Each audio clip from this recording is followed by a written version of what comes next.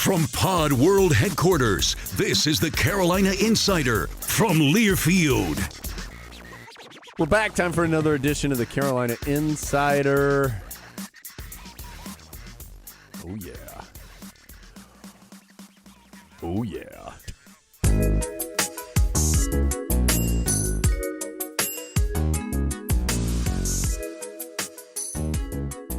Don't even need to tell you what we're doing. You already hear it. We're podding. We're podding after dark. Jones and Adam here with you. And, man, we got a lot to talk about, even though I feel like we just did a pod. So much has happened. Tar Heels have played twice in games that were very similar in that they weren't real pretty, but Carolina did enough to win.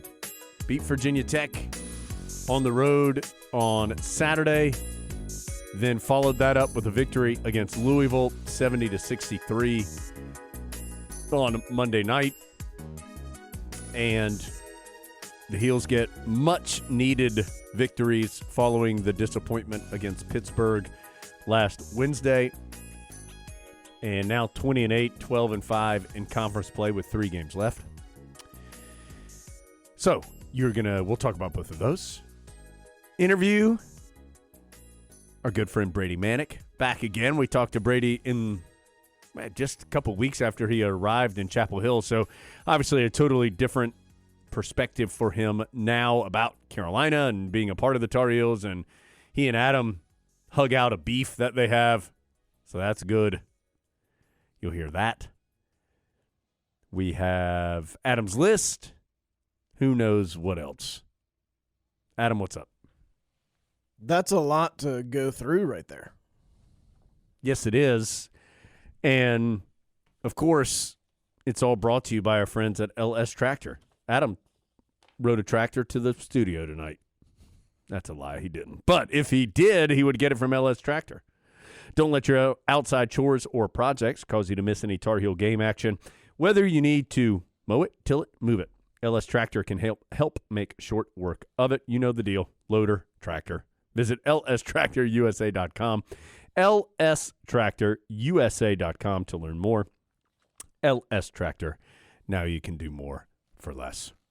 What if we could get an LS Tractor to transport us from the Smith Center to the MCC in situations like this, where we just rode in the tractor to go do the pod after dark? Yeah. I wouldn't mind if we could get a tractor to park out in front of Pod World headquarters maybe for a game. Maybe next year, a game day, just get a Carolina Blue tractor out there. Think of the photo opportunity. Yeah, photo ops would be insane. Maybe we can get some cardboard cutouts of us doing arms crossed, and then people could take arms crossed, serious face photos with our cardboard cutouts in front of an LS tractor. Well, I mean, I'm just spitballing here, Adam. Whether they want to have serious face or not, Hampy family. Yeah, that's right. It's really that way. It's all up to you at that point. Right. You have the choice in your hands. Well, we know they have a tractor earmarked for sitting around areas because there's one at the airport. Yeah. Why not just bring that one, which isn't doing any tilling currently, and put it right out here? That would add so much to the festivities of a game day atmosphere at the Smith Center. Yeah. That and the bacon. Yes. Hot topic. Bacon. So at Virginia Tech, if an opposing player misses 2 free throws, everybody gets free bacon? Is that what happens? Some sort of bacon. And so it happened in the Carolina game, and it was a madhouse when that happened. And Brady Manek missed 2 free throws. He had no chance against the power of the bacon. Yeah. Well, Adam, so these 2 games, I mean, we can talk about them individually, but they kind of felt like one game to me. And, different players had different performances in the games. Caleb Love was pretty darn good in the matchup with Virginia Tech. Had 21 points, 7 assists, just 2 turnovers. Hubert Davis said he thought it was Caleb's best game as a Tar Heel. Love did not match that performance against Louisville. He ended up with 7 turnovers in that game, although he did have a big bucket late and a couple of key free throws. Brady Manek, hit big shots in both games. Baycott double-double in both games. In fact, he finished with identical stat lines as far as points and rebounds, 12 and 15 in each game. Thought R.J. Davis, solid ball in both. Couple of performances off the bench. Dontre Styles gave you a nice lift in Blacksburg. Puff Johnson gave you a nice lift in Chapel Hill. Leaky Black continued what I think has been a really, really strong senior season in total, but particularly kind of the second half of the senior year. He's been really, really good. And so while it was not exactly the same, these two wins kind of felt the same in that the most important thing was the end result, even though the journey to get there wasn't super attractive, but it was good enough. Yeah, what the position Pittsburgh put you in was you just have to get wins somehow. And Carolina got those wins. It really is funny how that Pittsburgh game just changes everything. I mean, if you're sitting here at 13-4, you feel pretty good about things. Yes, that one game has been a big difference maker in how you feel. Exactly. Because let's go to a fantasy land where the Tar Heels win that game. 21-7, 13-4, tied for second place in the ACC is a pretty dramatic difference, I think. And the quality of the loss was so poor. And in fact, actually, 13-4, if Carolina had that record, which it doesn't, it's 12-5, would be second place actually by itself. It would be tied. It would be half a game above Notre Dame right now. But again, that didn't happen. They're 12-5. Which, Adam, I still, we've said this before, to me, there's a disconnect. If you just saw the Tar Heels from afar and you're like, oh, 20-8 and 12-5, maybe a little, not quite as good as Carolina normally is, but still pretty good. And the record is pretty good. It's not great. It's not where the Tar Heels, I think it's not a juggernaut Tar Heel team record, but it's also not bad. And yet, there are still just some questions because you've seen we've seen every step of the journey to this point that the Tar Heels still are struggling with some of the things that they've been struggling with all season long. So, again, the journey wasn't real pretty, but the end result was what Carolina wanted. And I will say, and I do think this is accurate and important for the Tar Heels, is there have been times, especially here recently, at Louisville, at Virginia Tech, at Clemson, tonight against Louisville, where it was a relatively close game and the Tar Heels made the plays in the final 3, 4, 5 minutes that they needed to make on both sides of the ball. And that is something positive, something valuable, and something that has helped Carolina get to this point. And before I forget it, that first Louisville game, the Clemson game, the Virginia Tech game, those were all in tough environments. I thought the Smith Center crowd made it a tough environment on Monday night.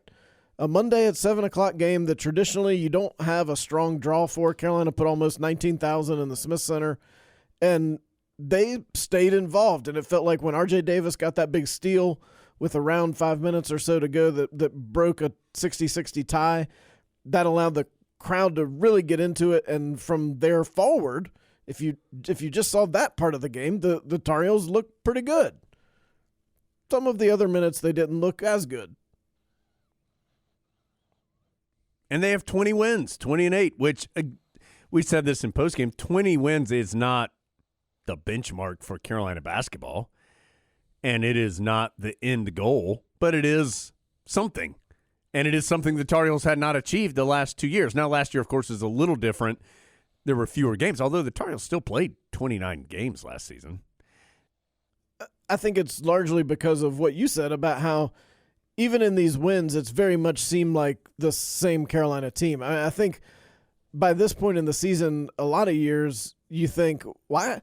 I can't imagine the scenario in which the Tar Heels are going to lose their last game of the year. That's really going to sneak up on me. I think we all can pretty much envision what Carolina's kryptonite is at this point in the season because we've seen it pretty consistently in most every loss and in some of the wins.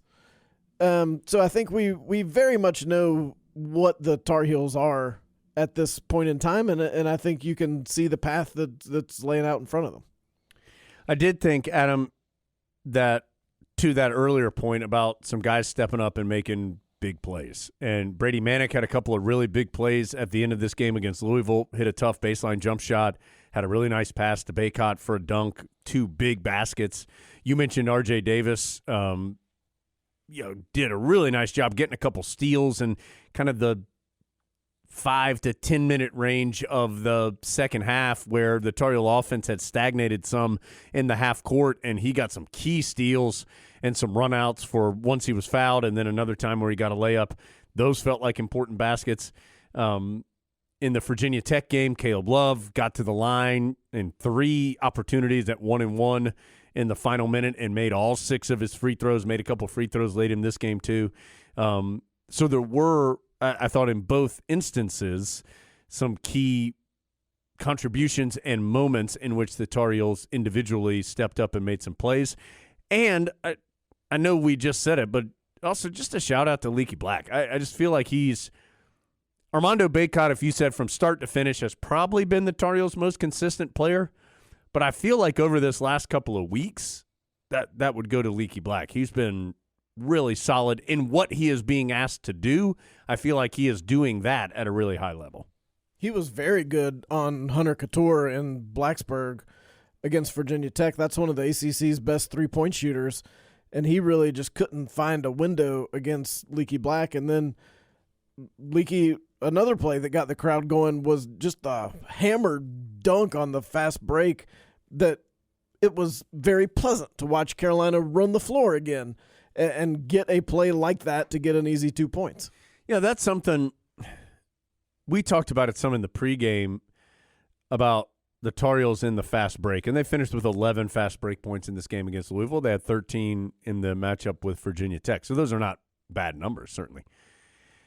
It just doesn't feel like this Tar Heel team has been able to consistently push it as much. And I know that's Hubert Davis, it's not for lack of talking about it or desire to do it. And I don't know if it goes back to there's not enough running or there's not enough pitching it ahead when there is running. But it just feels like Carolina hasn't, and it's been at times, but it just feels like at other times there have been chances there that Carolina can't quite take advantage of where in the past that's something they would have. When's the last time Carolina actually converted pitching ahead? Right. They tried to do it on one occasion on Monday night, and it sort of got tipped out of bounds, but it the best case scenario was it getting tipped out of bounds and you keep the ball. It wasn't going to work. Well, I don't even think that has to be like from the backcourt to underneath the basket for a dunk. I mean, you'd love to get some of those, of course, but even from you get the rebound, get it to a guard, he gets you a quick hit ahead from the free throw line to a step or two over the front court, and now Leaky Black has it, and the Tar Heels are pushing it 3-on-2 or something. I mean, I don't feel like there have been a bunch of those either, which isn't the full court pitch ahead, but I remember – I'm trying to think what year it was, Adam. I think it was 2018. Or may have been 17, one of those 2 years. And we were at the end-of-year banquet, and they ran the highlight film. And I remember I left that going, man, I say pitch ahead a lot. I need to change my vernacular and, like, just mix it up a little bit when the Tar Heels, when they do that. Like, I just don't feel like I haven't had the chance to update my vernacular as much as I think the Tar Heels and Hubert Davis certainly would want to. Hubert Davis talks about pace at practice all the time. Our pace, our pace. That's what he keeps saying. But things tend to slow down in the games, and it's not any one person's fault. I mean, let's be honest. Armando Baycott is having a sensational All-ACC type year, but he is not the type of run rim-to-rim player that, for example, Tyler Zeller is. They're just different types of players. That's not how they do their work. Caleb Love is not the same type of point guard as Kendall Marshall or Ty Lawson or Marcus Page or Joel Berry. So you're dealing with some different personnel, and I think you have to get your points however your personnel is best suited to do so. Yeah, that's a great point. Yep. But I think sometimes there are opportunities that are not taken advantage of as well. I know it sounds like we're doom and gloom, and the Tar Heels won, and they won 2 big games.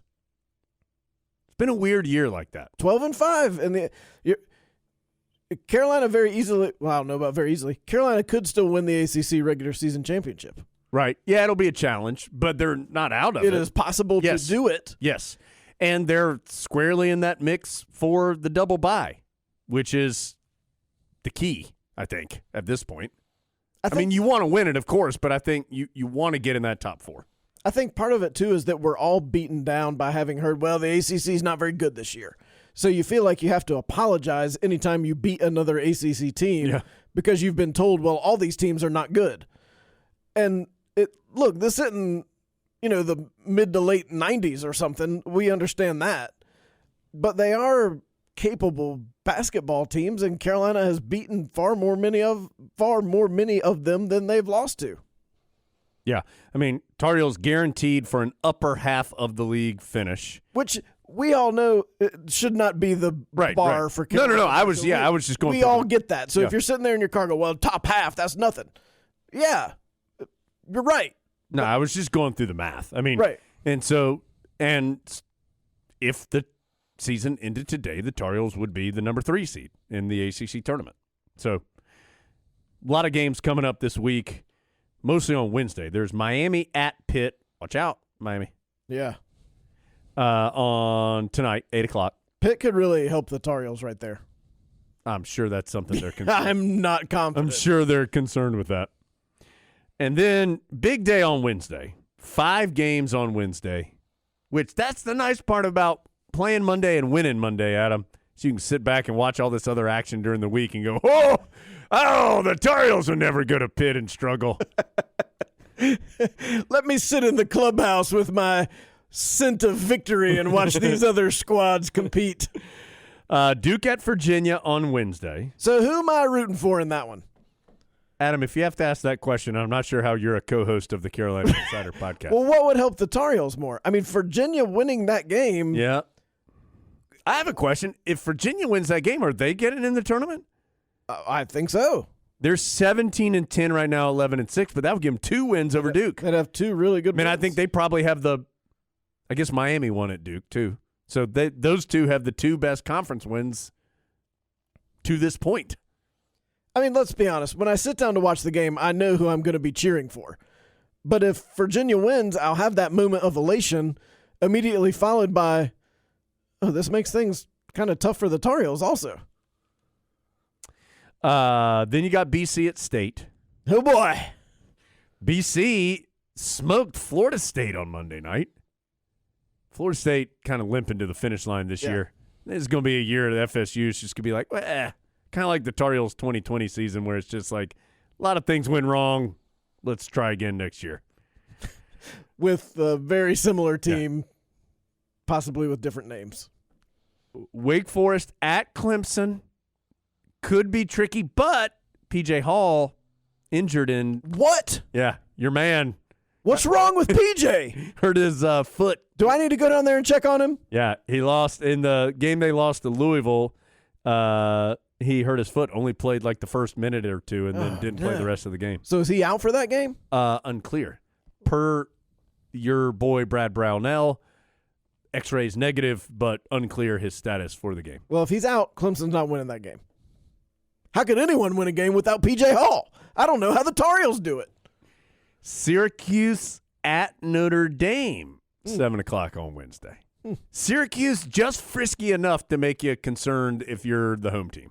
They could do anything. They could do anything. I'd be like, well, that's Syracuse for you. Yeah, they could do anything. They really could. They won on Monday also because there were some rescheduled games. That's why there were so many games on Mondays. A couple games had been rescheduled from misses earlier in the year. Syracuse won on Monday in overtime at home against Georgia Tech by 1. So, I mean, yeah, they could do anything. They could win by 20. They could lose by 20. They could win by 1, lose by 1, and I'd go, there's Jimmy again. Well, you give me that result of the overtime win over Georgia Tech, and I just think, well, you know how Syracuse is. But then you could tell me, like, they beat Gonzaga by 12, and I'd be like, well, you got to watch out for the orange. That zone is tricky.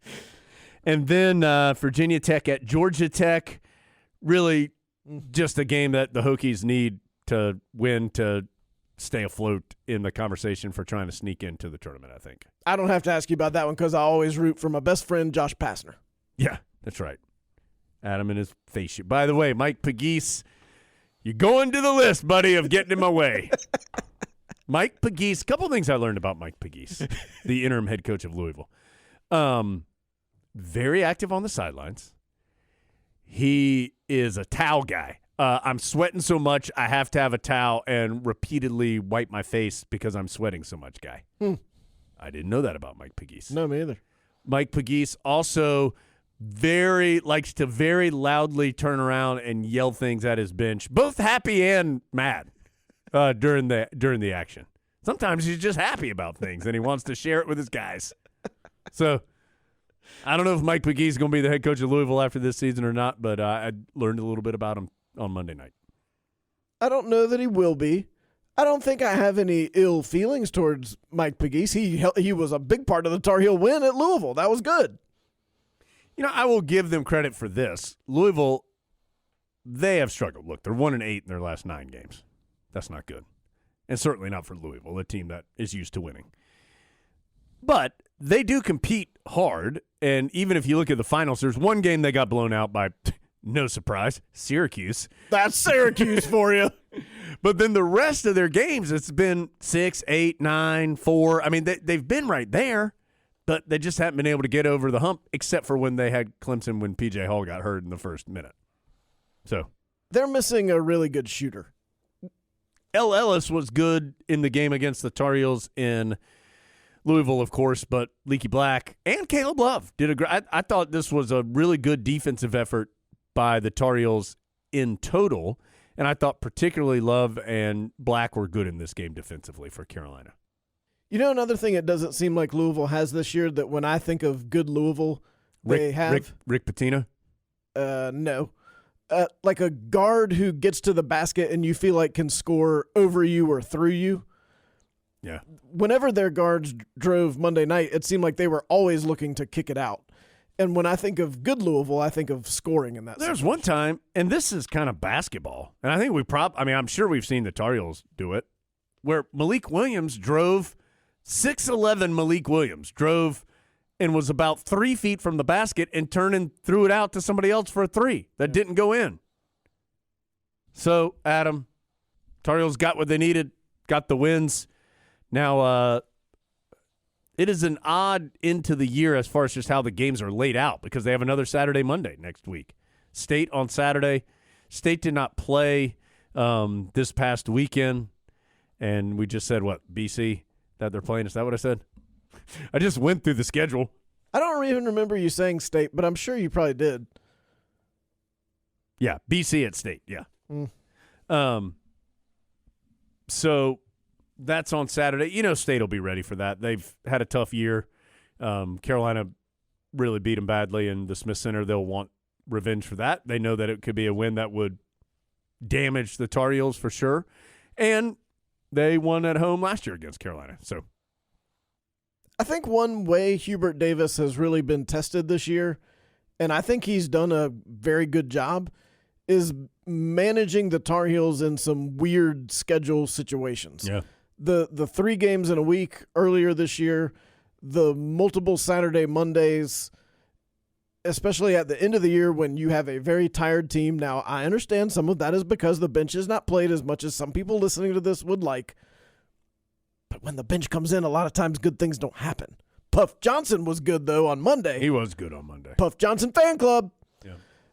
But I think Carolina had a very light practice on Sunday, which you wouldn't typically think of as this is a practice we're going to have before an ACC game. But I think Hubert Davis has got a good feel, and we've talked about this. I think it's part of his NBA background of what physically puts the Tar Heels at peak capacity. And so sometimes you do have a lighter practice, even on the day before a game. I think it was fortunate that Carolina had played Louisville already, so you were familiar with some of the sets and the personnel. That's not the case next week, when you not only have you not played Syracuse, but it's Syracuse. Yeah. The zone is hard to get ready for. I wonder, and I don't know this answer, I mean, Syracuse is not the next opponent, but you do have some extra time until you play State, who you have already played. I do wonder if you dedicate a little bit of practice time, but I don't know. That's dangerous to do because you don't want to overlook anybody, but at the same time, just due to the way it does lay out, I wonder if you go against the zone maybe early, Wednesday and Thursday or something, do a little bit of work, dedicate a period or two to working on it, and then putting it away until Sunday. I don't know. And for folks who haven't been to a practice and don't know, I mean, it's not like you'd have a whole practice and say, okay, this is the State practice or this is the Syracuse practice. Like Jones said, you could maybe slide a period in there, which is somewhere around like 7 to 10 minutes of a 2-hour practice, and work on something. Who knows? State might play zone. We don't know. Kevin Keats, no telling what he might pull out of the bag of tricks. So you could slide that in there in a way that both prepared you for NC State and Syracuse. But in general, I just think Hubert Davis has done a good job with the feel of his team and what they need to be ready for game time the next time up. Adam, anything else? Great to see Luke May, Cam Johnson in the house for the game on Monday night. That was great. Cam actually was at the game in Blacksburg, too, as was Kenny Williams. Kenny Williams was at the Pitt game last week, too, so great to see those guys around the program. Tyler Hansbrough was there on Monday, too. Marcus Ginyard, a host of former podcasts there. Yeah. Luke May talked to the team in the locker room after the game on Monday. Cam Johnson talked to the team at practice earlier. So always great having those guys around. And I think it says a lot. Cam Johnson could go anywhere for NBA All-Star break, and he wanted to come to Chapel Hill. Luke May can go anywhere when he gets a break from Spain, and he decided, let me just take a quick jaunt over there back to America and see the Heels. Both those guys got huge round of applause. Big time, yeah. But they're both very likable people and players. And I think you just forget how young people are. Yeah. I mean, they're very what you said is exactly right, and that's the main reason. But they're very recent. And people, I'm going to tell you, Adam keeps banging the table so much in this podcast, he's knocking stuff over in Pod Roll headquarters. Look, when it's a pod after dark, there's a lot of banging. And so things got to be buckled down. I don't need these lightweight pod surroundings. Maybe just stop while you're ahead on that one. Yeah. Yeah, it is funny, though, to your point. Like on the I'm a Tar Heel video or something, they'll show J.R. Reed, and I'll be like, yeah, J.R.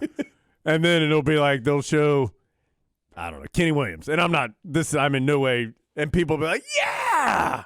Well, and the guy used to be Marcus Page. Like, he was the most recent guy. Yeah. And now I think he's on the verge of crossing over into like, well, he's a little. Oh, I grew up watching him play. Right. I remember when I was 6 and Marcus was here. Yeah. Yeah, now I think Cam and Luke are in that. Is Cole Anthony on any of those? He may get a big pop.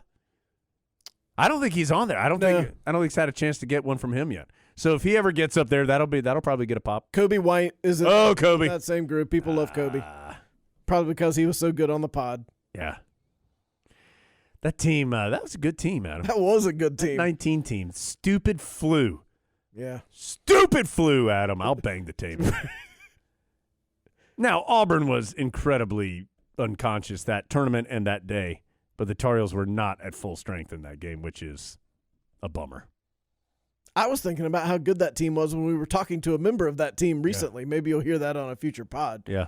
And he was sitting there talking, and one of the three of us had said something about the players on that team, and I thought to myself, all those players were on that team? I thought, oh, they were. That team was good. And it was a 1 seed in the NCAA tournament.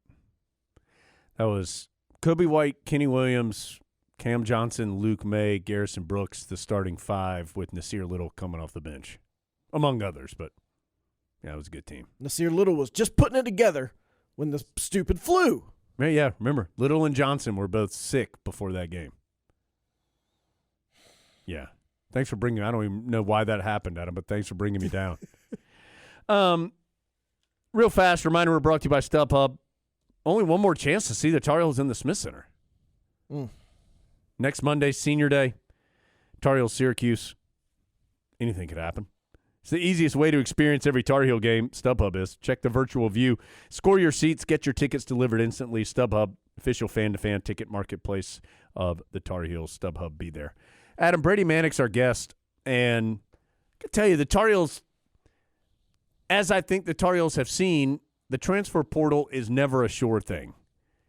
Man, Brady Manek, what a find in the transfer portal. He has been everything that you hoped he would be from the player perspective that Hubert Davis was looking for, someone to help spread the floor and be able to shoot from that position.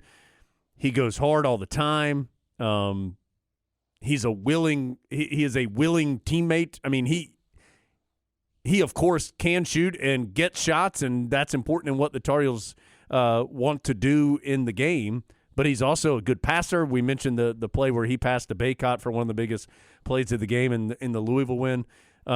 He has just been a terrific find and a terrific fit, which I don't think is always easy to do in that transfer portal. Hubert Davis has talked about this sometimes in the context of other players. I think Brady Manek really enjoys when his teammates do well. Like when he had that pass to Armando, Brady looked as happy as if he had dunked it himself, which he probably could have if he had been a little more selfish of a player, but he's not. And I think, too, remember, it's not like there was any prior connection to Brady Manek. It's not he didn't go in the portal thinking, if I could just find my way to North Carolina. Right.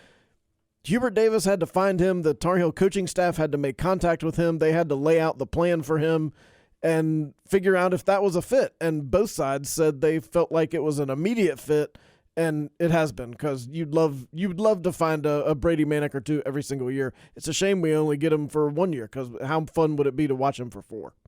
How does he get so sneakily open on the baseline so often? I don't know, but he does. He does. But I think a big part of it is he goes there. Yeah.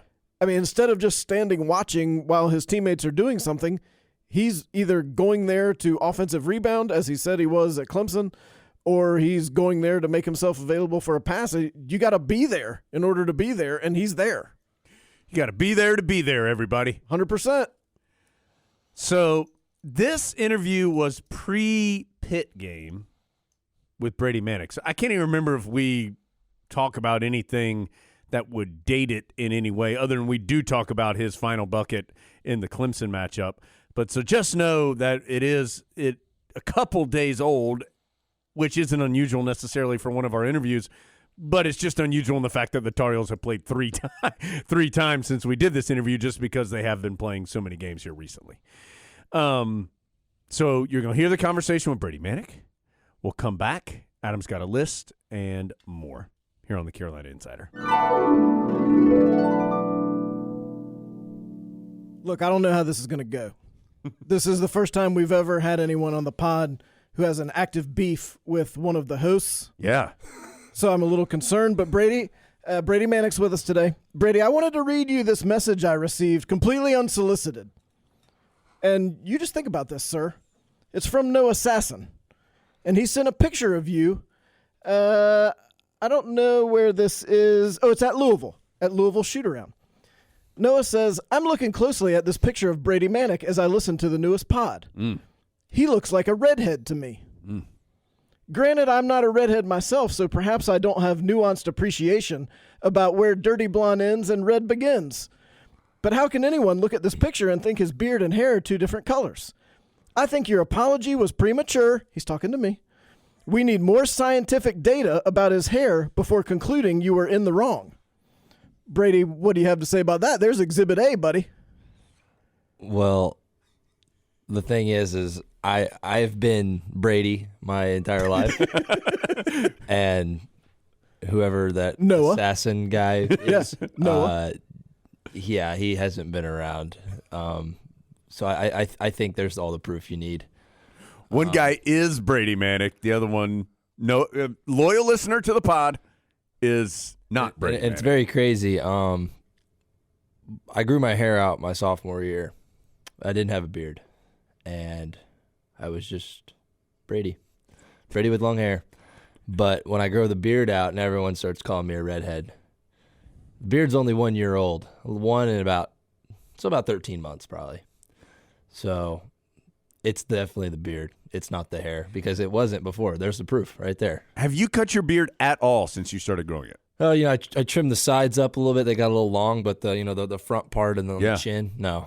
You just let it go. That's all natural, baby. How long is that going to go, or is it just indefinite at this point? We don't know. Yeah, it's you and the beard. Is that like you and the beard have to collaborate? I wake up. That's the we. Yeah, we. Yes, I wake up every day. I look in the mirror and I think, I could shave it off right now, and I could walk in the gym as a 15-year-old looking kid, or I could keep this going, and so far it's kept going. I haven't really wanted to jump back in there and go babyface again. Okay, before we got a lot of basketball to talk about. You mentioned that you grew your hair out. So Adam and I have been on this journey here this season of people sending us different Brady Manek appearances through the years. Like there've been like 5 different looks that you've had in college just as a college basketball player. Yeah, I've had some college life crises in my time. It's funny because my whole life I was buzz cut, and high school buzz cut, freshman year buzz cut, and then I went up to my mom and I was like, hey, I think I'm going to grow my hair out this summer going in sophomore year. I'll grow it out, see what happens. I've never actually seen my hair long. So I decided to grow it out, and, preseason, we get the media start coming around, and they start making all these Larry Bird comparisons, and it was funny. I kept playing along with it, and then the next year I buzzed it off again, and then the next year I grew it out, and my senior year I had it grown out, but I got a beard when I got COVID at Christmas. So, I've been back and forth with it, and then when the beard stepped in, I just let it all go. But I've been all over the place. There's no explanation for it. It's just I wake up one day and I say I'm going to grow my hair out, and I do it, and this is where I've ended up. So it's not out of the realm of possibility that at some point in the next 2 months you could walk in and be a completely different Brady. Exactly. If I have a bad day or I'm having a bad week, it could go. We don't know yet. We as in me and the beard. The first time you ever put on a headband, were you like, this is a game changer right here? Like, I wasn't sure what this is for, but I get it now. Yeah, so my brother was trying to convince me to put on a headband because I had the Bieber flow going, and it was starting to get in my eyes, and I was like, this is a problem. And he convinced me to put the hairband on, and I've been rocking it ever since. Probably about Christmas last year, I started rocking the headband, and I've worn it every day. I practice, shoot around, anything. I can't go without it now. Okay, we talked to you, gosh, I guess that was like 8 months ago now or so? That first time she came in and talked to us. What does this version of Brady Manek know now about Carolina and Tar Heel basketball and all of it that Brady Manek just couldn't have known? So when we talked last time, I hadn't seen the crowd. I hadn't really played any type of basketball here. Everybody just saw me on Twitter. And, it was it's very different when you start playing, you're playing well, just the people out in public, seeing the people after the games, the crowd here at the games. That's the biggest takeaway for me is just the appreciation that people have for the basketball team here. It's very, very cool. Yeah, it's kind of leaves you speechless. I hadn't really had that, and you get kind of looked at differently now. And now that I've kind of played well and had to put a good season together so far, it's been fun. And then just on top of that, the basketball and getting to see everybody on the team, because I think last time we talked, it was roughly right after the summer, during the summer, maybe beginning of the school year. Hadn't really seen anybody in like organized basketball. It was just pick up and individual work drills, and getting to see guys in a team setting on the floor playing against somebody else. It's pretty cool. We've got a really good team. We're putting a good season together. Are there differences in ACC basketball and Big 12 basketball that you've noticed? I think roughly it's very similar. I mean, some conferences they want to talk about, they really will lock in on defense, or they're really physical. I think Big 12 ACC fairly similar.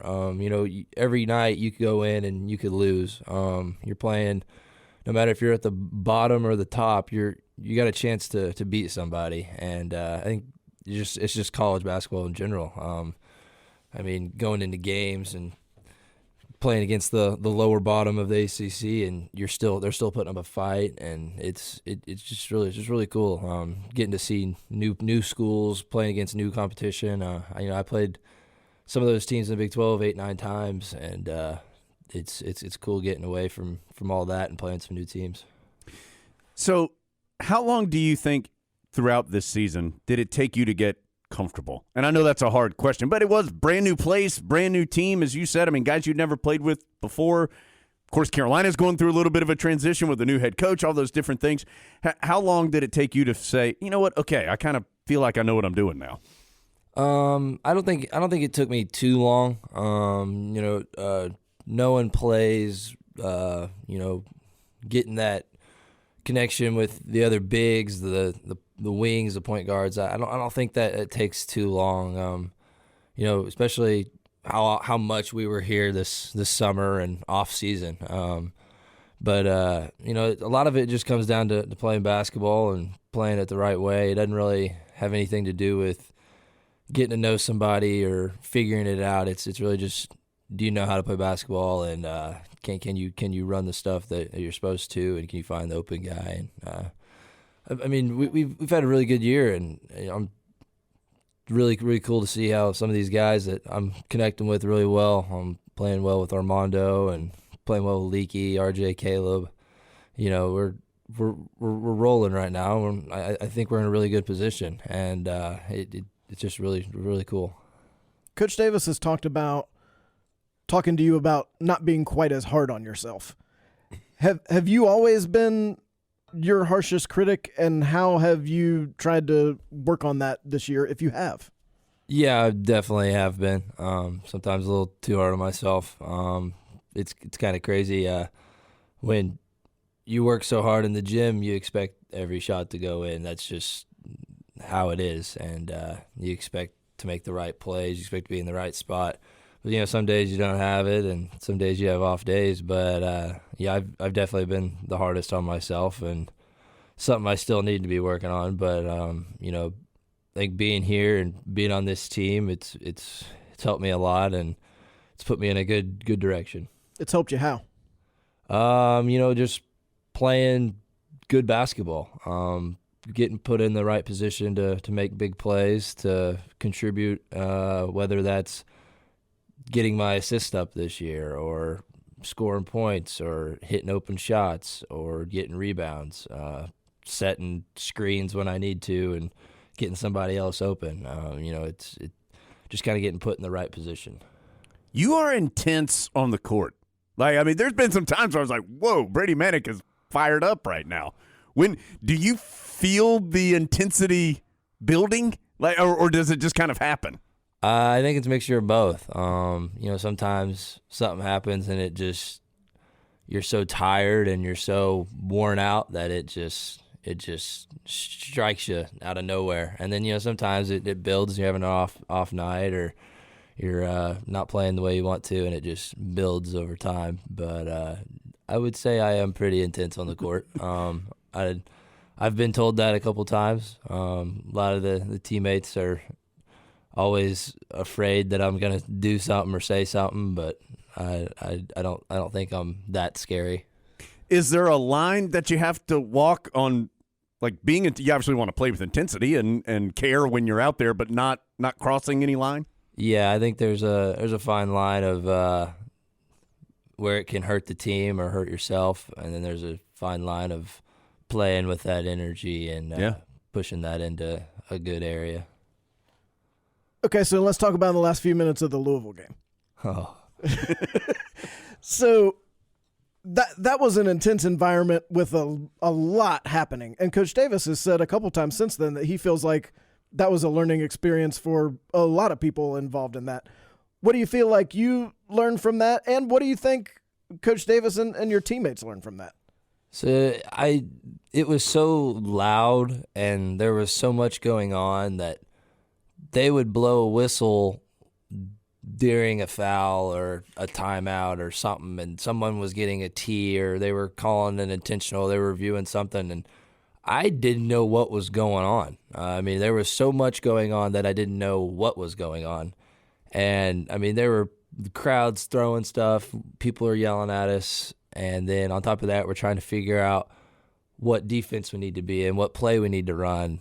If we're up this much with this many seconds, do we need to foul, or do we need to stop the clock, or what's going on? And you don't really know what's going on because you can't hear anything, and then the people that are talking is 5 or 6 of us, and then one person is talking to somebody else doing something else, and it was all over the place.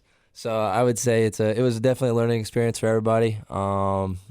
It got intense there. That last 45 seconds was just wild. I mean, that was one of the most hostile places I've played in, and just the last minute to minute and a half was all the fouls, the technicals, the free throws, throwing stuff. It was fun. Is that kind of what people don't appreciate from the outside about playing on the road? I mean, like you'll go on the road again to Blacksburg and it'll be very similar. There's a lot happening that's more difficult to manage than it looks like on TV from afar. Yeah, definitely. There's some, you go some places and the crowd's really not into it, or it's just not that fun of an environment. But you get in some games and it's a close game and bad calls maybe happen and the crowd gets fired up, so you're trying to game plan while you got all these people yelling at you. And I mean, the people sit 2 feet behind the bench. I mean, you can obviously hear them. So, I mean, it's not like it's soundproof down there. Like, you can hear everybody yelling at you. You just don't. If it's too loud, you don't know what they're yelling. You just know that they are yelling. So it's really fun. And yeah, I would say if you're not at the game on a road game, you don't understand. And then like.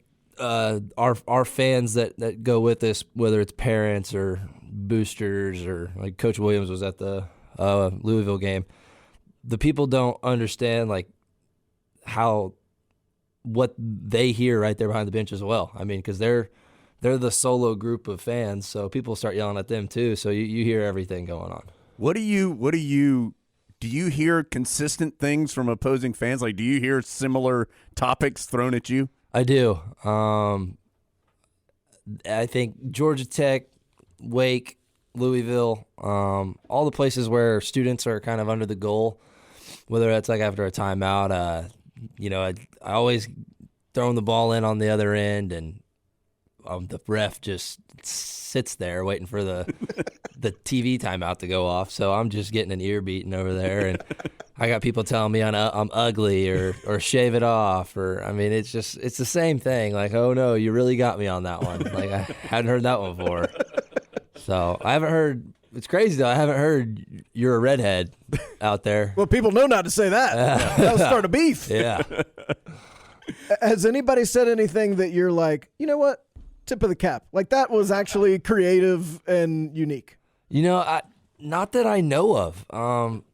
I feel like someone probably has. I either just didn't hear it or it went right over my head. But I think the ones that stick with me the most are, "You're ugly," and it's just like, cool. I'm just trying to throw the ball in. There's not much to be said. Like, "You're ugly. You shave it off." Thanks. Yeah. Brady's like, man, I didn't want to play well, but now they've called me ugly. Now I really do want to play well. With Dawson Garcia no longer being a part of the team, how has your role changed? How is what you're being asked to do different, if it is different at all? Yeah, with Dawson and Ant being out, we kind of had our team shrunk a little bit. We've had a couple guys step up in big moments. Then we've had a lot of guys have to play a lot of minutes, and I think I'm kind of stuck in that category of having to play a lot of minutes, and just doing what I can while I'm out there, whether it's rebounding, getting shots.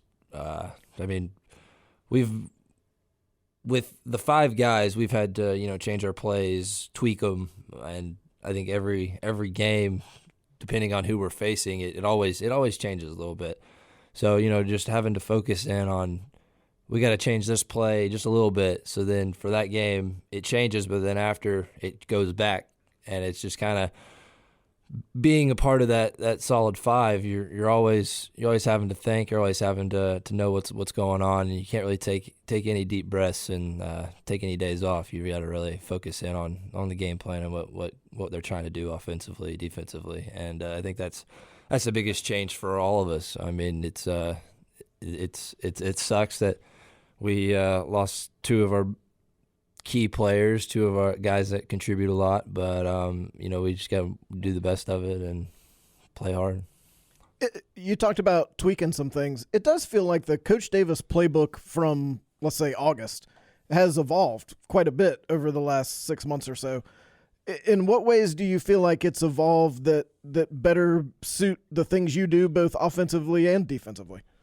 Yeah, I mean, you talked about learning experiences, and I think he's learned over the year how to put guys in the right position to score. If you got the hot hand, we've got plays to go to this person or plays to go to this person. We have those tweaks that we've already done that he can go back to because we've already ran them. We already know how to run them, and I think he's learned a lot offensively, especially.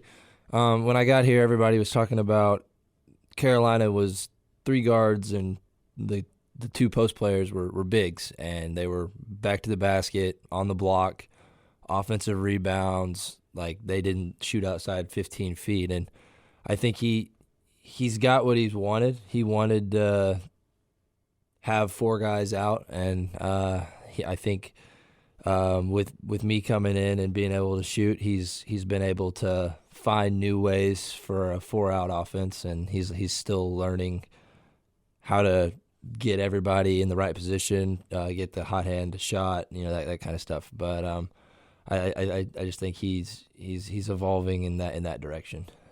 So again, a lot of it just due to the personnel and where Carolina is personnel wise.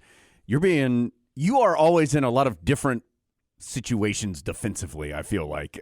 How has that been a challenge? How have you tried to be your best on the defensive side, especially when I know you've been put in some difficult situations just because of what Carolina has currently personnel-wise? Yeah, I get stuck in a lot of hard defense situations, and you don't want to get in foul trouble. You don't want to give a guy an and one, and you don't want to foul someone on a 3-point shot. It's you get stuck in these situations where I'm on a 5'10" guard and he's the fastest dude on the floor and he's ISOing you at the top, and then you get stuck on the low post with a 7'1" guy. So I mean, it's it just depends on how we want to play defense, whether we want to switch, whether we want to send the screen to the baseline, that kind of stuff, and It is hard. Defense is one of my least favorite things, and I struggle with it. But I'm trying my best. I'm trying hard, and you just get stuck in bad situations a lot of times. And I think we were at Louisville. They had that guard scored so many points in the second half, but I mean he was taking a lot of shots in the second half as well. So it was good for us. But me and Armando got switched on to him a couple times, and just us trying to pressure that and. Just try to contest it, maybe make him shoot a contested shot was what was helping us. You mentioned your least favorite things. What's a worse consequence in practice?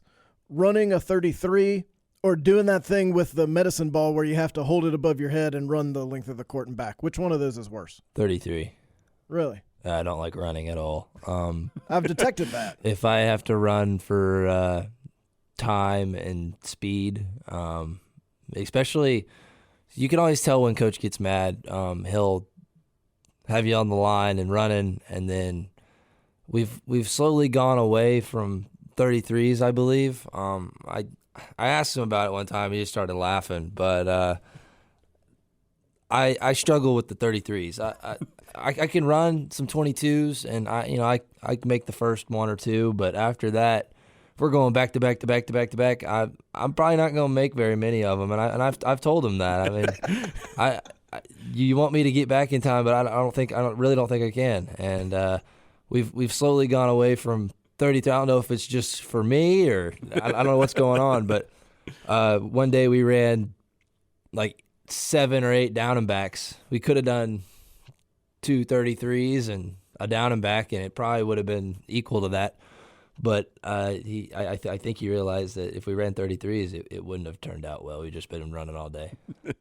Did you get pushed in the back on that layup against Clemson at the end of the game? I think so. I do too. I think so.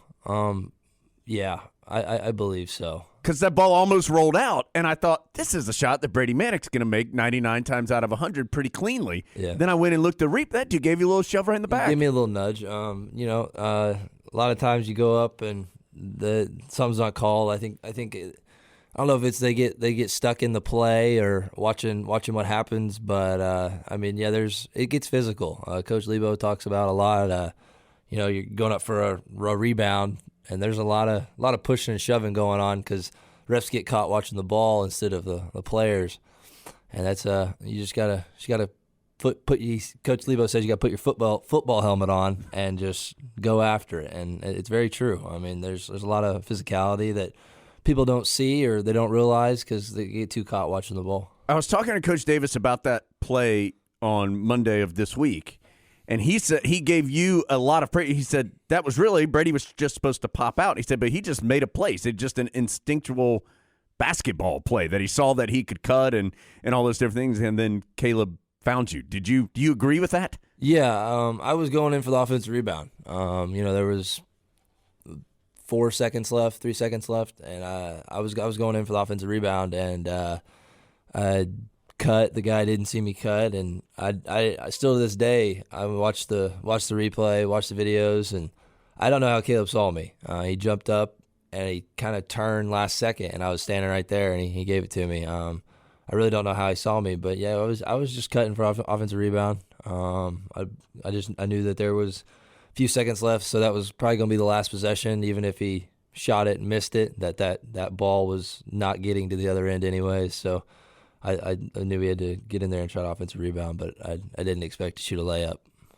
You'll have some dialogue with officials every now and then. When you get in a game like the Clemson game, where it's obvious, and you don't have to say it, we'll say it, they had lost control just a little bit. Do you have to manage that a little differently as a player, realizing, okay, this is going poorly for everyone? Probably there's not a lot of rope here. Yeah, a lot of refs react to stuff differently. I've had several refs over the years that you have to talk to them differently. You have to they just like, especially like in a game like Clemson, or Louisville. I mean, they have the fans on them. They got both coaches on them. So they're in a stressful environment. People are coming after them, and it's just something. That's one of those things you gotta know who you're talking to, and you gotta know how to be able to talk to them. I probably do a poor job of being able to talk to them, but I don't try to raise my voice at them. I just try to tell them that maybe that was a foul. The guy's pushing me, he's grabbing me, that kind of stuff. As a player, what kind of official do you want? A good one. Which is what? One that one that's okay with talking to the coaches, okay with talking to players. I think there's a lot of guys that they make a call, they believe it's the right call, but they don't want to be asked anything. They don't want to. So it's kind of one of those things where, I mean, if you're down low and a guy's get offensive foul, maybe they should look at that maybe as a flop next time.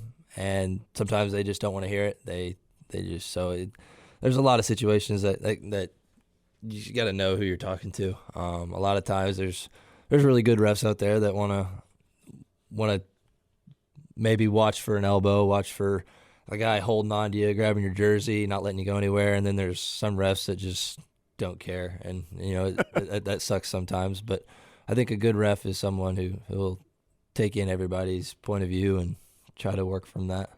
How are the shirts? I like your shirts. How are they going? People buying them? I think so. I think they're doing pretty well. It got kind of cool when we were in Vegas. There were a couple of guys wearing them. You go on the road, Georgia Tech, there's a guy wearing them.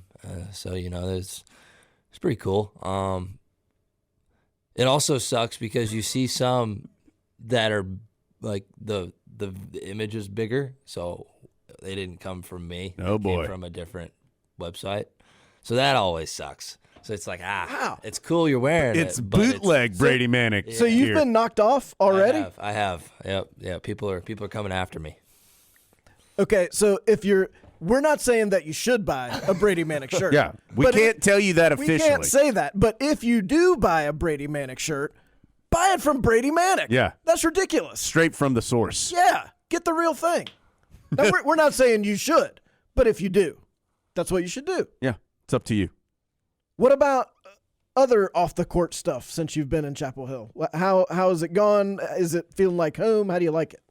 Yeah, it's been really cool. I've been here for 9-10 months now, and getting to see a new part of the world, getting to travel to new places like away games, and it's really fun. I like the whole Franklin Street and all that. That's really cool. Getting to just be able to walk around, and it's been cold lately, so I haven't really been on Franklin Street hardly ever, but. Just a new place. My family comes out here; they love it. They're having a great time. My parents have missed one game this year. Actually, it was the Boston College game where they pushed it back to Sunday instead of Saturday. So I told them, "Don't go. It's just a waste." So that's the only game they haven't made it to all year. But yeah, they've been traveling. They love it. I've had a couple friends here this last week. I've had almost my whole family out here. Everybody's been to a game. High school coach came out here. Game got canceled. Didn't get to go to the game. It's been fun. It's a lot of fun. It's really really cool area, and I'm just glad I made the decision to come here. I have asked this question to a couple different people, and I don't know if there is a good answer. I think it's a hard question to answer. Okay, you guys have led 4 conference games by 30 or more points this year. 4 times. You've also trailed by 20 or more points 3 times in conference action. Like, how can there be such a wide berth between those two things? And how can that get smaller, I guess? Yeah, there's a lot of times where you have off nights and you're not shooting it well and the team is on fire. I mean, we've seen it several times this year. Duke shot unbelievable here. Miami shot unbelievable at Miami. Wake Forest shot unbelievable at Wake Forest. And then the next game, they've shot what we did against them. Right. And they ended up playing a close game or even losing. So, I mean, everybody in the conference has done it. We've probably had more of the bad nights. We've had more of the better nights. And it's you don't know how to really explain it. It's just something that happens. And Coach always talks about how when we win games, we hold the team to 65 points, and when we lose, we hold them to 90 points. So it's sounds about right. I mean, if you're going to lose, you're probably going to lose with the team scoring more points. But we just got to focus in on defense. And when we're not having the shooting night that we want, there's got to be ways to find an open guy, drive to the hole and dish. Sometimes like Florida State, we got anything we wanted. We were open, and we were kicking the ball, moving it well. Guys were knocking down shots. And then, if you played Duke, the same thing can happen. We just weren't making shots. So, it just really depends. All right, at least last thing for me. So, really important stretch here coming up next couple of weeks into the regular season. What, in your mind, needs to happen to continue the quality play that you guys have had, and where can you guys still get better in your mind here over the last few weeks? Yeah, we need to focus in on these next few games. We need to win the winnable games, and we need to compete, and we need to play really hard to win the big games. And we've had ups and downs, and we need to have these next 6 games. We need to have ups, and we need to play well. I think it really just turns into, can we share the ball? Can we get defensive stops? Can we knock down open shots? doesn't sound like much, but it's really hard. Like I said, not every day it's not gonna make 6, 7 threes. Sure, you're gonna have an off day, and the pressure of every game changes. I mean, looking at the next few games, we've got Duke, who denied us. We've got Virginia Tech, who kind of sit back and kind of just wanted us to not get into the paint. Then you play Syracuse, and they're going to be in a zone. So, I mean, you got all these different defenses you're playing against, and you got to figure out a way to beat them offensively. Great stuff from Brady. Adam, you and Brady got a little. You guys are like you could do a buddy cop show. I think. Yeah, I think that's right. You guys could do like you're the uptight, nervous one, and he's the laid back, cool one. How's that sound? That sounds awesome. I got an idea. What if you go undercover with a group of surfers and try to figure out some dirt on some drug trafficking? Well, I think Brady would be the more natural one to put undercover with the surfers because I feel like they'd adopt him right away. You'd be the one in the car that was like, Brady, give me two. Utah, give me 2. That's what you frequently say after home games. Yeah, okay, well, let's just address this right now. I was viciously attacked on Twitter, Adam, by Brett LeClaire. Brett, who works in the Smith Center, good friend of the pod. Brett, unbeknownst to me. Big pod listener. Yeah, Brett, unbeknownst to me, had probably spoken to those ladies down in New Orleans and wanted to get a shot of the goods from behind. Now it's a pod after dark. After the Louisville game. So, Adam, I fully admit this is my routine after home games. I absolutely raid the Coke machine in the back. Proud sponsor of the Tar Heels, Coca-Cola. And I'll get some Diet Cokes. And as my good friend Kevin Donnelly knows, some CZ, some Coke Zero Sugars. And so I load up in our little mini fridge that we have here adjacent to Pod World headquarters. The big fridge is upstairs. I'm not going to walk all the way upstairs to the big fridge, guys. I'm going to go to the little fridge. Whereas if you go there right now, Adam, I believe I have between 8 and 10 Coke Zeros and Diet Coke stored up. I'm like a squirrel. I'm like a squirrel that just like bit by bit, I'm just getting all my little food and I'm putting it away where the raccoons and the bears and stuff can't find it. And I'm going to put it in the fridge so that I will have delicious hydration throughout the week.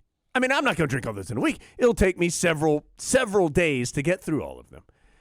And it's always a sad time when basketball, I only got one more chance. I may just get armful next time. You're going to see Jones pushing like a laundry cart. Yeah, I'm going to get my loader on my LS tractor and be like, beep, beep, beep. Fill it up with CZ, boys. Well, once that final home game is played, there'll be no use for those drinks. Yeah, that's a good point. So why not give them to the pod? Right. So anyway, the point of this is Brett put numbers on this photo from behind of how many drinks I had, which was 6, 2 Diet Cokes, 2 Coke Zeros, and 2 waters. Thank you very much. I'm staying hydrated the healthiest way possible by drinking some water. Brett's tweet says, if your play-by-play guy doesn't need 120 fluid ounces post-game, we can't relate. Yeah, that's right, Brett. We can't. No, I thought that was funny. Good tweet. I concede a good tweet by Brett. Brett's got some inside info on that whole Bird situation. Well, I've got some inside info on the Bird situation. How about this? You might remember when the Bird got on the court during the NC State game. I do remember that. So, remember, Adam, one of the stars of the Bird show was Kip. Right. Kip, who works. Not Kip Kissinger. No. Ace Atlantic Coast Conference official. No. Kip, who works in the Smith Center. So Kip, very wisely, acted quickly. I give Kip credit. He wasn't messing around. He got out on the court with the towel to potentially tackle the Bird if need be. Well, I think acting quickly might be overselling it. It's not like he dove out there on top of the bird. He more like Adam, I have a question. Was anybody else out on the court hustling after the bird? he moved in the way a man would move if they knew they didn't really want to get to that bird, but that it was their job to be holding the towel if something went astray. Right. Well, yeah. Like he didn't want to catch the bird in the towel. Well, of course not. But if it came down to it, he was ready to do that. That's right. You got to do what you got to do. So, It's like Secret Service. yeah. So, fast forward to the Florida State game. Remember when the lights went out, or some of the lights went out in the Smith Center? Sure. Probably due to the dead-eye shooting from the Tar Heels in the first half. Maybe we should lower the lights every game, Adam. Maybe the Heels shoot better in lower lights. I digress. So, who was charged with going up onto the catwalk during the game of the Florida of the Florida State game to try and get these breakers reflipped? It was Kip. So I saw Kip after the Florida State game. I can't even remember what game it was, but some other game, maybe Pitt. Does he hang out at the drink machine too? Yeah, he was sitting there with Diet Coke in one hand, and he had a full throttle Coke in the other hand. So it was a crazy night for him. So Kip goes, when the power or when some of those lights went out, because there was a power surge, I guess, in Chapel Hill or something. And so a couple of the breakers had flipped. So he said, I was up there on the catwalk during the game. On the catwalk, yeah. Like switching these breakers back. And I was like, oh, man. He was like, yeah. He was like, that made me nervous enough. He was like, but you know who was up there? He was like, the bird. The bird was up there, Adam. And Kip was like, I thought he was coming after me. It was like revenge time for the bird. What I've learned is I don't want Kip's job. It's no joke up there on the catwalk. On the catwalk. I would struggle. I think that would be tough, yes. I'm especially if everybody was in the, well, it might be worse if it was empty. I don't know. I'm not going up there anytime. Full, empty, I'm never going up there. It will never occur. I wouldn't feel safe. My heart is racing just thinking about it, and I'm not going up there. So how's that? Yeah.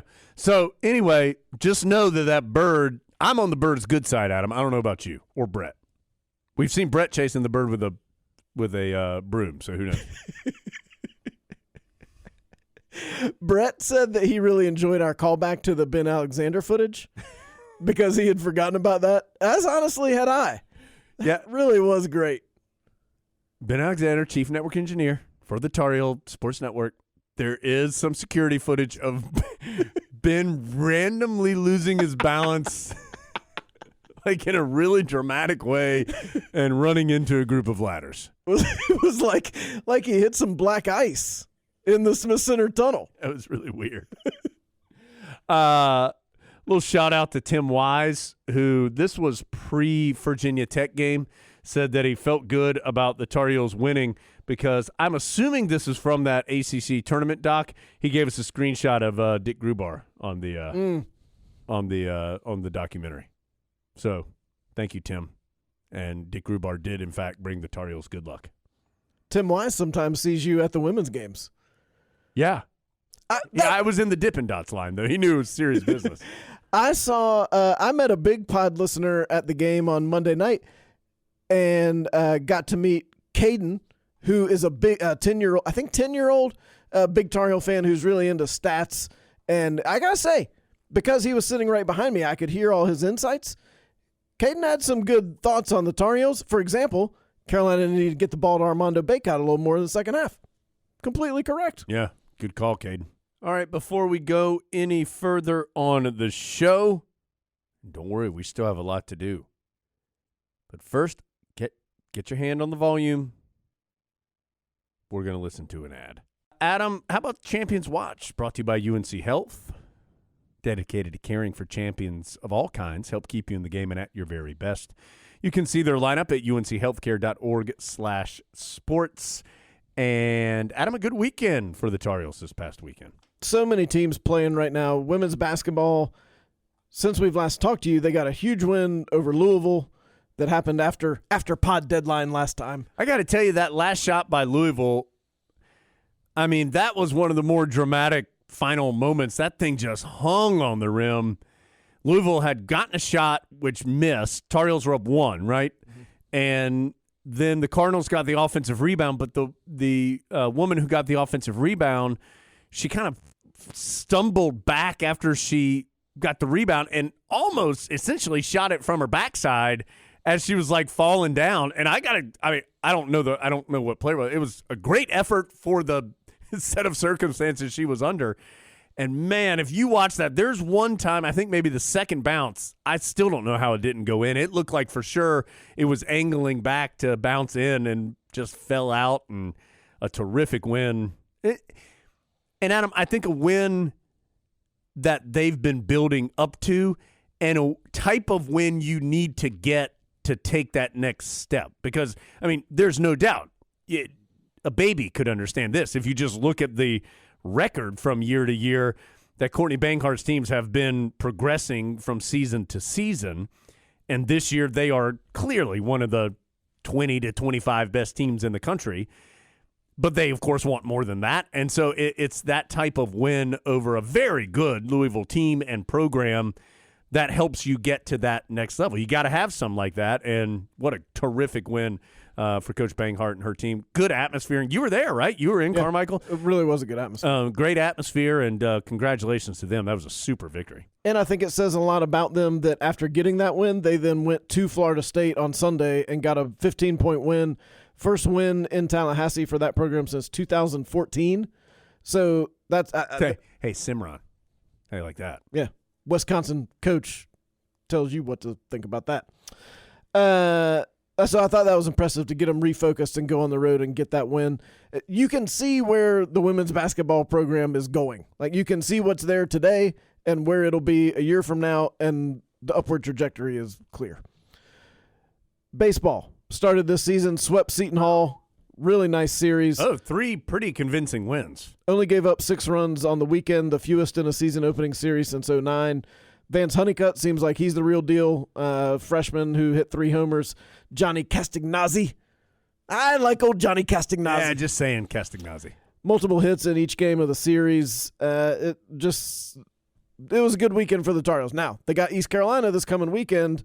2 games in Chapel Hill, 1 in Greenville. East Carolina got swept last weekend by Bryant or Wagner or someone who shouldn't be sweeping East Carolina.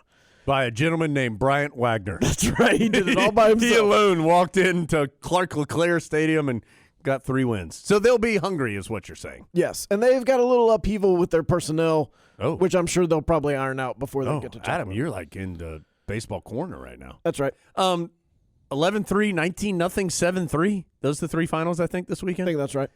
Those are pretty convincing wins. Now, it's one weekend, but great start. Big game for Reese Holbrook on Sunday. Yeah, great to see. Like to see that. And, I mean, if you've been around Carolina athletics for a while, you probably recognize Reese's name. We talked to Chad Holbrook, his dad, who was a former assistant coach for Carolina baseball, former player for Tar Heel baseball, former head coach for South Carolina, now the head coach at College of Charleston. Huge, just Tar Heel. His son, of course, was diagnosed with leukemia at a young age. Fought through that. The Carolina community really wrapped their arms around the whole Holbrook family during that time period and raised a bunch of money that helped him and helped others like Reese who battle that. And so now to see that kind of come full circle, and got the start, I think, on Sunday, and got a couple hits, and how could you not like that? What an awesome story.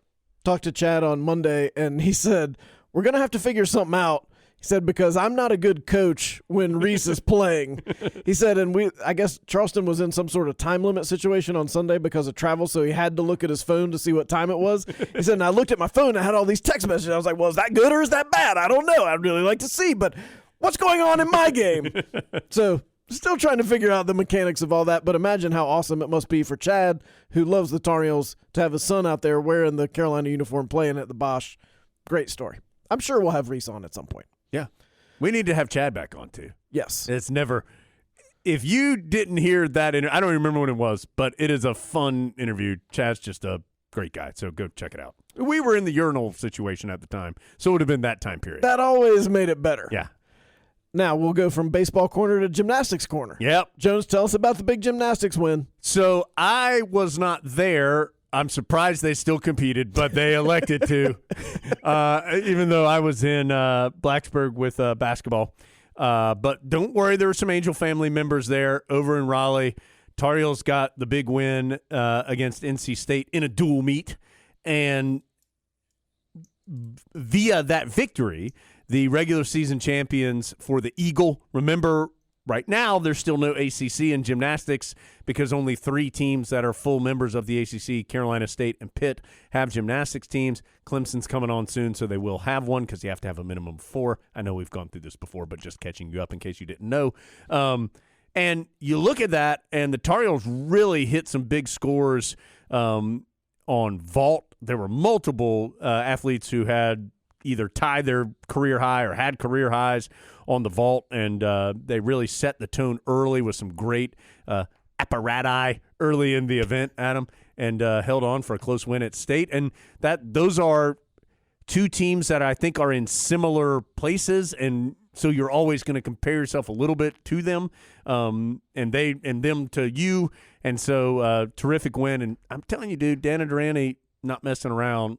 And you heard Elizabeth Colton. We had her on Friday talking about just the season and the energy and some big meets still to come. They're going to go to Georgia, and those are great experiences. So really excited to see what happens with them, not just the rest of this year, but moving forward. Another program that I think has got some good momentum. And another program, I think, where you can see the path. Yeah. You can see the results right now that Dana Durante is getting immediately, and you can see where they're going. Good win for women's lacrosse, too, at number 7. Ho-hum, women's lacrosse just dominated somebody else who was supposed to be good. Thanks for beating number 7 Florida, 15-11 down in Gainesville. 3 Tar Heels with hat tricks. I don't think I realized this about Jamie Ortega, who has been on the pod. Yeah. She has a goal in 37 straight games. Yeah. That seems really good. And she's got a point in 71 of 72 career games. That's legit, Adam. That's very good. She's too legit to quit. She's going to pass Katie Hogue, who also is a former Carolina Insider podcast guest, as Carolina's career points leader, probably in the next game. She trails by 2. By the way, that picture that Brett took of me with the backpack, Kate Leslie fired off a tweet and said, "Look at that classy backpack with all those pockets." That's right, Kate. It is classy. And the pockets enabled you to get more hydration. Yeah. How do you think I'm able to store all of these drinks? They go in the pockets. And that's an underrated part is the little drink holders on the side, the little netting. The holsters. Yeah. Yeah. They are used every day, Adam. Yeah. Every day. Okay, we've got a story time, Adam, and your list. What would you like to do first? Let's do your list first. Okay.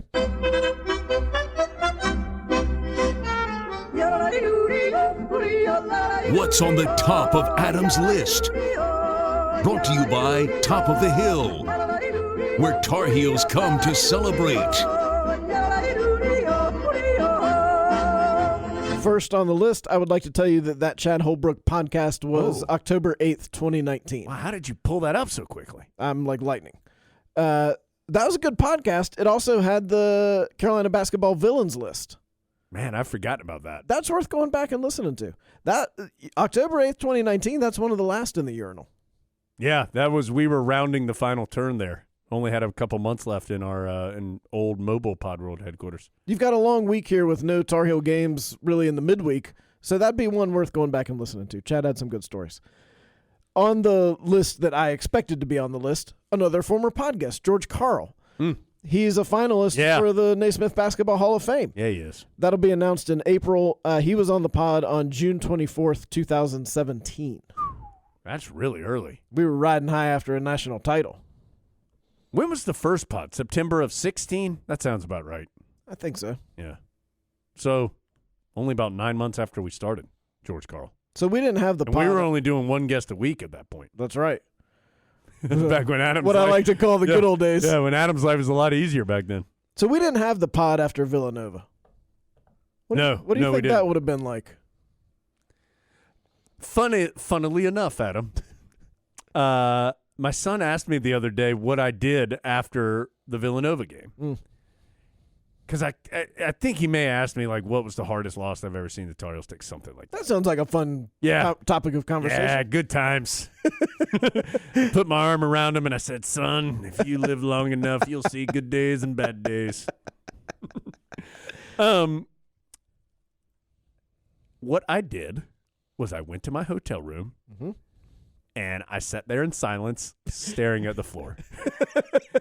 I wasn't like emotional, no reason to be. It's not like I had done anything to get the Tar Heels there, But Adam, that was a toughie. That was a toughie. I sat there and stared at the floor. I think that's another possible story time situation. Like what? Jones, well, I just told my story. I will never forget that I was a little disappointed and went back to the hotel. It was very quiet in the lobby. Yeah. And I vividly remember telling my wife that not only was I upset because the Tar Heels had lost, and especially those Tar Heels who were so likable, and Marcus Page and Bryce Johnson, of course, who you wanted a championship for. But I remember, and this is the wisdom that'll get you the co-host status on a podcast, I said I also feel like the window is closing on that round of championship hopes, and it's going to be a while before the Tar Heels can get back into that window. Obviously, I knew what I was talking about because the very next year the Tar Heels won it, completely opposite of what I said. Don't listen to me. And I had to write a story about it. That was not a fun one to write. Lucas Payne. Yeah. It is pretty amazing the Tar Heels went 1 seed, 2 seed, 1 seed, 2 championship games. And then, I mean, again, we talked about 19 earlier. 18, that team probably overachieved a little bit and then just got a bad matchup in the second round. But those were 4 impressive years by Roy Williams and his teams. Because I'm not sure that even, and we've talked about this before, the 17 team, man for man, was not as talented as 09 or 05, or even some teams that didn't win it, 12 and 8 and 98 and 77 and 84. But got it done. Got it done. Those are fun teams. Yeah. Okay. Oh, yes, the list. Kumbaya. We want to wish happy birthday to Mary Mercer. She mentioned birthday, Mary Mercer. that the Pod After Dark would be the appropriate time to tell her happy birthday. Well, she also tweeted that she tried to come get an arms crossed serious face and just missed, and so she just took a picture of my back. But what's up with everybody taking a picture of the backside at the Louisville game? Maybe these pants are extra flattering. I don't know. Want to remind you to send in your Brian Kersey questions. We've gotten a couple already. That interview is happening this week, so you need to send in your question today. Yeah. CarolinaInsiderPod@gmail.com, or you can tweet it or whatever way is easiest for you, and we'll try to get some of them to him. Of course, about ACC basketball officiating. I didn't know if you saw this, so, boy, this whole pitch signaling thing, they didn't have this back when we were doing it. You just put down 1 for a fastball, 2 for a curve. I don't even know what you're talking about. Well, now Vanderbilt, among a couple other schools, has these pitch signaling devices, and you wear them on your glove hand, and I guess all 9 players wear them. And I guess it just pops up and says, like, fastball inside corner, and you just look down at your wrist, like, all right. And everybody in the field sees the same thing, so they know how to align themselves. So it completely eliminates the catcher looking in the dugout for signs, the catcher giving signs to the pitcher. Everyone's just looking right at their wrist. And so the NCAA has allowed these this year. They're going to see how it goes. Of course, you can still also have the earpiece in the catcher if you'd prefer to do it that way. But I watched a little bit of Vanderbilt this weekend, and I noticed the pitcher kept looking at his wrist, but I thought he had, like, the pitch card. So let me ask you, Adam, why would they allow that and then not allow the headset in the quarterback's helmet to get the play calls from the sideline? Makes no sense. Because the big knock against that, we've talked about this before, is that everybody can't do it. Right. I can't imagine that every baseball program can afford to do this. No. So why is that allowed, but the headset for the quarterback isn't allowed? Because people pay attention to football, but they don't pay as much attention to baseball. Right. I think that's right. Yeah. The devices supposedly are only one way, so the pitcher can't, like, type back, like, this guy can't hit breaking balls, LOL, or something. Yeah, I mean, we're one step away from him just holding up his iPhone between pitches. That's basically what it is, like an Apple Watch for pitches. Yeah. So I'll be interested to see if those catch on. I hate that. Okay. I'm just telling you. It's not an NFT. No, I just think that's like, what are we even doing? Like, that's so stupid. Snapchat. Why don't you Snapchat your signals to each other? You sounded old right then. That's stupid. It's supposed to cut down on sign stealing also. I'm sure it will. Which clearly it will. I mean, I'm sure it will. Until some nerd cracks into the Vanderbilt system and then just hacks it all.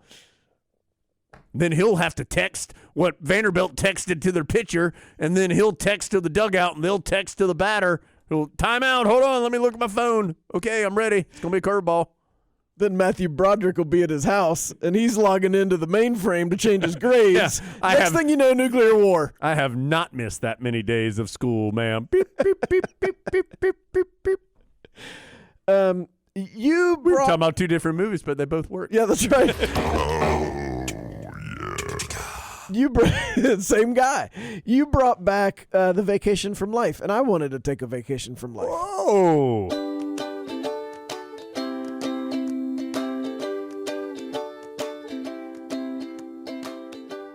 I couldn't decide if this was a what up or a Vacation from Life, but since you brought Vacation from Life back, I felt like it was that.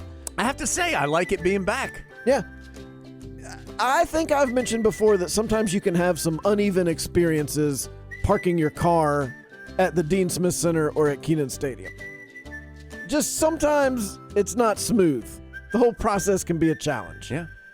The Vacation from Life is my man George. What up, George? George was my guy at football.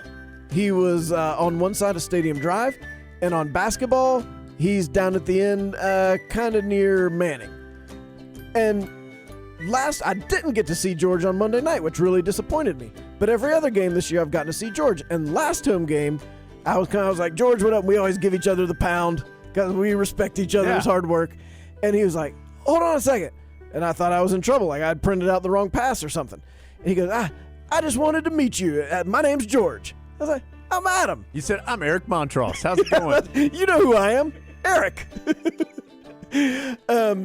So George does a good job. He is good at the whole parking organization situation. I think he gets people through speedily. He's doing good work. He seems to enjoy it. Incredibly friendly. I like George. I wish he was in charge of everything. So every time I get to see George, when I'm coming into a Carolina sporting event, it's like a little vacation from life. A little vacay. Because life can be like parking at a sporting event. It can be kind of tough. Yeah. George is that vacation right there waiting for you. He makes you look forward to parking. He really does. That was a good one, Adam. That's it. Oh, okay. Well, we're going to wrap things up with a story. And it's titled Louisville Story, so it makes sense for us to run it today. So this is not an 82 story, and we appreciate all the 82 stories that we have received. But this is not an 82 story. It's a Louisville story, and it comes from John Parker. And John's story starts like this.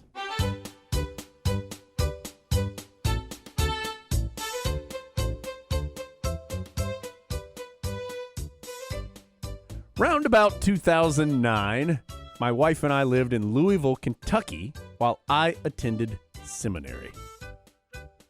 This period of our lives was a frustrating one, surrounded by both cardinal red and the wrong shade of parentheses Kentucky blue. These fan bases are the worst kind of obnoxious, and I had to deal with it daily as a very proud Tar Heel born and bred. Those were John's words there. I respect all fans and people. It's like Juwan Howard does. My closest friend and fellow seminarian nailed it. is a Notre Dame fan. Could I have done that if I was less hydrated right now? Probably not, Brett. Hold on, let me set this back up because it is good. Is a Notre Dame fan. Mostly because he's Irish and short. But nonetheless, we share a bond of being outside friendly confines, yet in the ACC world. What an interesting pair. They should be with you and Brady Manek in your buddy cop film. Do you think the Notre Dame guy would actually fully accept being part of this ACC? Oh, no. Only when it was convenient for him. Right. My friend James acquired some tickets to a UL Notre Dame game at the old Louisville Arena pre-Yum Center. So this is Freedom Hall? The dark days pre-Yum Center. That doesn't sound right, though. Round about 2009, were they not in the Yum Center yet? I mean, John's obviously the one telling the story. He would know. Adam will look up when the Yum Center opened while I continue. As a good friend will, I agreed to go and even wear green for one night only, in promise that he would return the favor to attend a Carolina game. We waded into the sea of red, catching smirks and comments along the way to our seats, which just happened to be in the upper portion of the student section.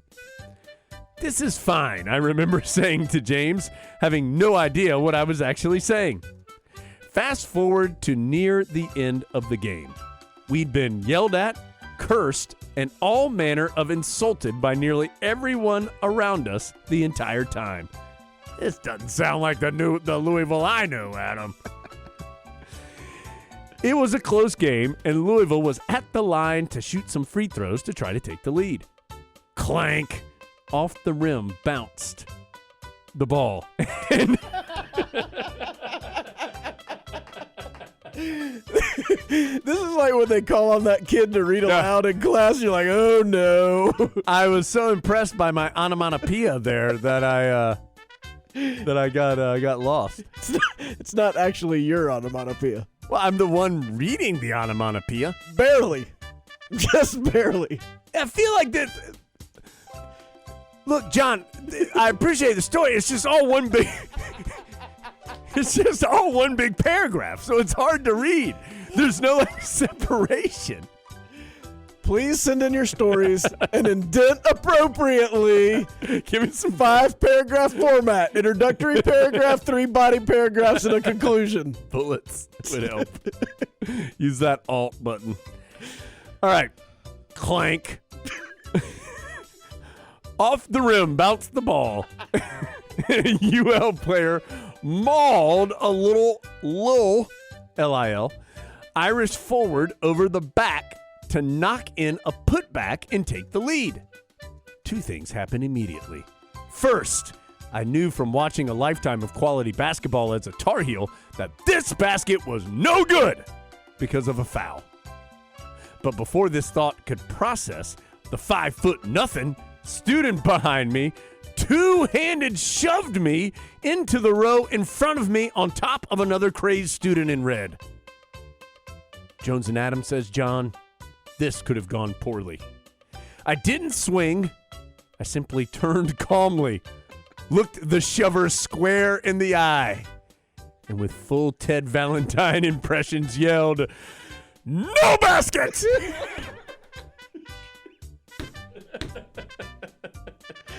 I don't know why that gets me, but it does. Just the thought of John doing that is so awesome. Like, we've got a potentially combustible situation here, and all John can think of to do is follow the lead of that great man, Teddy V, and break this Louisville Cardinals student's heart right in pieces. And you, like when he says in Ted Valentine impression, you know what it looked like. Oh, yeah. He was waving his arms. He was strutting down the aisle. Whew. And of course, it wasn't. The celebration around us died quickly, and everyone went back to normal rudeness levels. Fortunately for our safety, Louisville did win the game, and we escaped. Merely mocked for no luck of the Irish. Says John, he has never worn green again. That's a good one. I got to tell you, after our Louisville experience, No basket. Don't be so mean, James. there hasn't been one person who's come along and said, well, now that's not the Louisville that I've experienced. Pretty much everyone said what John said and what others have said, that is Louisville. Yeah. Well, Adam, we've done it. Another pod. After dark. Yeah. So we're back on Friday, and we've already done a couple interviews. So, I mean, dealer's choice on a great guest. Have to wait and see how the week plays out. We'll have that. We will preview the NC State matchup. No game to recap. Maybe Adam and I will find something fun to do. I don't know. Doubtful. Or maybe we'll just show up to the studio and be like, what should we talk about today? Remember back when we used to do the Carolina basketball villains list back on October 8th of 2019? So we're back on Friday. Full video pod scheduled this week, too. So we can recap later today. Guest on Wednesday, but savvy Carolina Insider listeners already know that our Annika Yarlagada interview is our video pod interview this week, but it's a good one. Worth watching again. A delight, Annika, from the national champion women's tennis team. And then we'll have our social drive, of course, as well on Thursday. So all that's coming up, plus an audio show on Friday. Adam, anything else? No. Okay. For now, we're going to let Adam's buddy cop duo mate, Brady Manek, and the RZA get us out of here on the latest edition of the Carolina Insider. I'm Brady Manek. See you later, Big Grit. When I was small,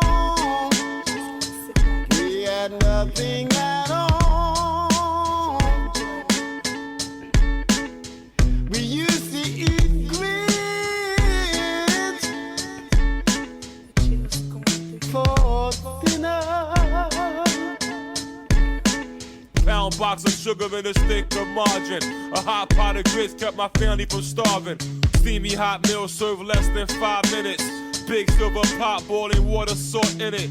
House full of brothers and sisters, the pot's missing. Pilgrim on a box on the stove in the kitchen. When I was small, we had nothing at all. We used to eat grits for dinner.